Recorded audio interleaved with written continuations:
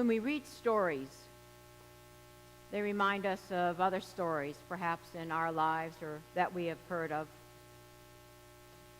And we interpret those stories in ways that make sense to us, ways that intersect our lives or don't. In fact, some stories that we hear seem to have no relevance to us, so we begin to dismiss them. We could read the story this morning from the Gospel of Mark as a woman who needs healing, who presses through the crowd, manages to touch Jesus, and is healed. In fact, Jesus says, "Your faith has healed you." We could talk about faith and healing and the power of God. We could tell stories. I certainly could tell stories of people who have been healed. Miraculous stories. Some I've witnessed and some I've experienced in my own life. But we could also read this story another way. We could get close to it and struggle with it maybe a little bit. We could be really honest with it. Because healing stories are complicated. Why? Because some people get healed and some people don't. Some people have great faith and still are not well. Why this woman? Weren't there many people pressing in on him in the crowd?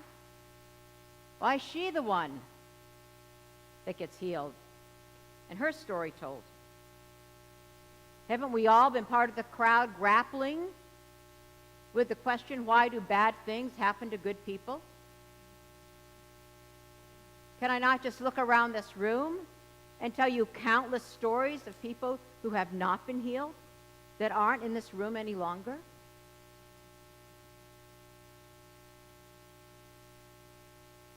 Many of you know that during the 90s, I was serving as a pastor of a primarily gay, lesbian, bisexual, and transgender church in the Castro. We were losing many young men to HIV/AIDS every week. It was really difficult to preach on some of the gospel stories about healing during those years, because not a lot of healing was happening. In fact, it didn't seem like anyone was getting healed. The diagnosis would come, and pretty much you could depend on it. Death in some amount of time would follow. HIV, an illness of the blood, was stigmatized, pushed to the margins of society. They were the modern-day untouchables. And so during that time, we as a community had to understand a much deeper, nuanced understanding of healing. In fact, we still held monthly healing services where we prayed for people, where we laid on hands for people. And did we get what we prayed for? Sometimes. Sometimes not. Are you with me so far? I've known for a long time and experienced that prayer changes me more than it changes anything. But I read recently, to ask something of God is to edge into deeper relationship with God. To ask something of God is to edge into deeper relationship with God. God's mind or heart may not be changed, but I am changed. My heart and mind are changed. And I want to tell you that during those years when we were asking God for something every week, every day, my relationship to God was as deep as it had ever been. In fact, in the midst of people dying, though it was difficult and complicated and exhausting and debilitating, I also felt more alive than I had ever felt before. more brimming with life and its preciousness. I don't talk about it very often, but from time to time, sitting with some of these men, a few of them would tell me, I want to tell you, Pastor, that HIV has been a gift in my life. I don't say that very often because I don't want to ever run the risk that anybody here would even begin to think that I think that suffering is what God uses to teach us lessons. We should never glamorize suffering or pain. But what these men were trying to say, I believe, is that while they might not have found physical healing, they found a wholeness. They had edged into a deeper relationship with God and with life than they had ever experienced before. Reminds me of the Mary Oliver poem that ends, when it's over, I want to say, all my life I was a bride married to amazement. I was the bridegroom taking the world into my arms. When it's over, I don't want to wonder if I have made of my life something particular and real. I don't want to find myself sighing and frightened or full of argument. I don't want to end up simply having visited this world. These folks with this life-threatening illness were saying, some of them, I was a bride married to amazement, a bridegroom taking my arms, the world into my arms.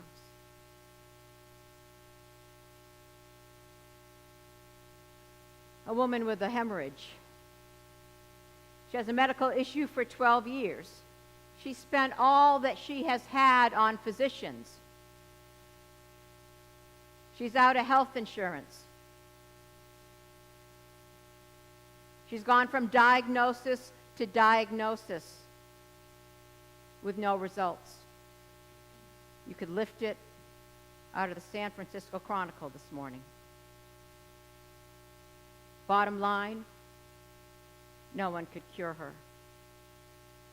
You see, it wasn't just the reality of her illness, but also the reality of her social isolation and alienation. Because with her condition, she would have been a social outcast, an untouchable, ritually unclean. But from this place, she does and makes a courageous, unconventional, out-of-the-box, socially inappropriate act. I don't know if people cleared the way as she came through or what, but she managed to touch Jesus' cloak. And you heard the story. She was healed, and Jesus felt the power go out of him. Who touched me, he said to his disciples, and they said, you got to be kidding me. There's hundreds of people here. How do we know? And she comes forward because her touch was intentional. A connection was made, an exchange of energy, and there was a precious intimacy shared between two humans. I imagine most of us in the room have experienced an energy exchange. Touch matters and connection matters. There is power in touch. Not only is healing complicated, but to preach about touch is complicated, is it not? Touching in our society has become tricky.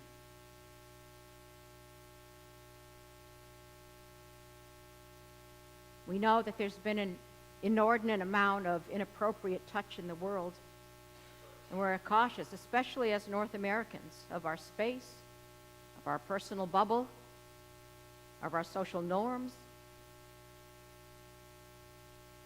But in some ways, we're more separated from touch than ever with our online lives, with the screens that are often in our hands rather than in someone else's hands.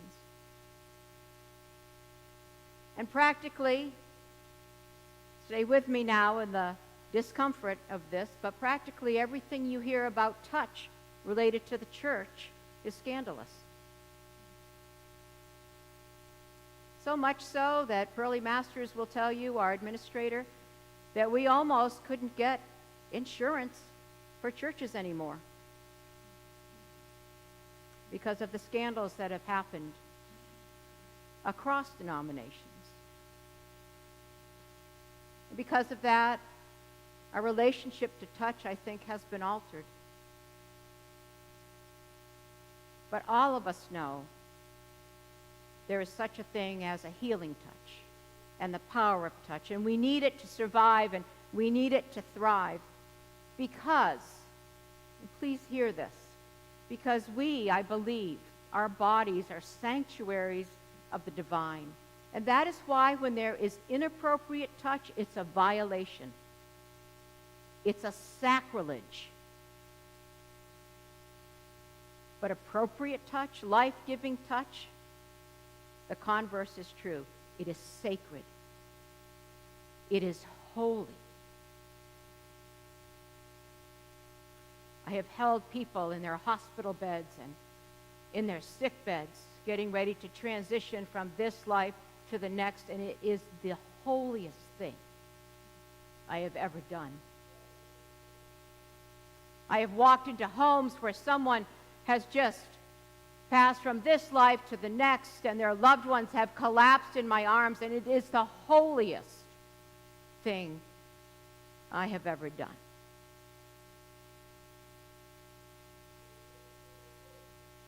We all need it. I read a blog by a 93-year-old woman this week,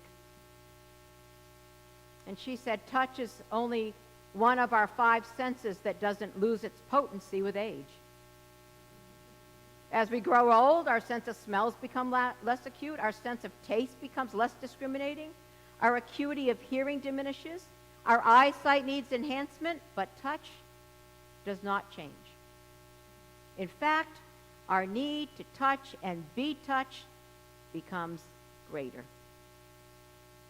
We find glasses to help us see. We get fitted with hearing aids and attempt to restore our pleasure in listening to music and to understand what others are saying to us.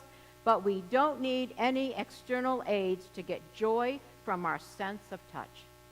It doesn't diminish. We need more of it in our lives. All of us. We need a touch when we are sick. Couples need the touch of romance, of affection, of companionability.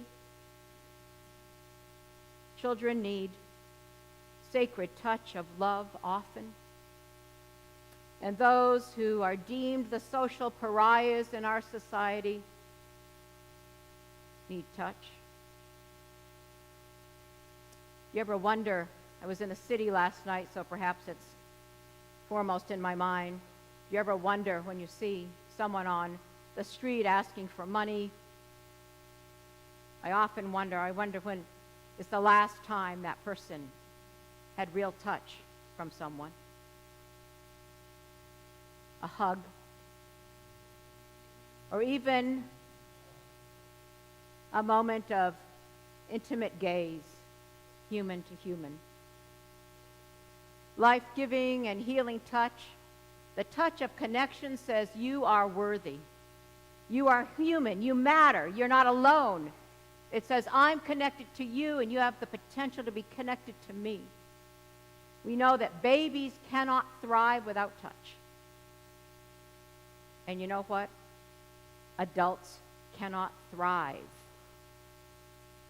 without touch. And if you read the Gospels, you will see that Jesus broke every social, cultural, and religious boundary in all the ways he touched people. Lepers and prostitutes, children, outcasts, widows, orphans, friends, and enemies. And because of that, crowds thronged to him because they knew of the power of his touch, of that radiant love, of that holy connection. Beloved community, church is a place for that holy connection, that life-giving touch. It's a place to remember that you are loved and that God is no respecter of persons. It's a place to remember the equanimity of us as humans on a journey to be loved. So, a touch, a hug can be a moment of healing, a moment of wholeness. And maybe that's why we remind each other every week that God has no hands but our hands, no eyes but our eyes, no smile but your smile, and in many moments, no touch but your touch. Amen.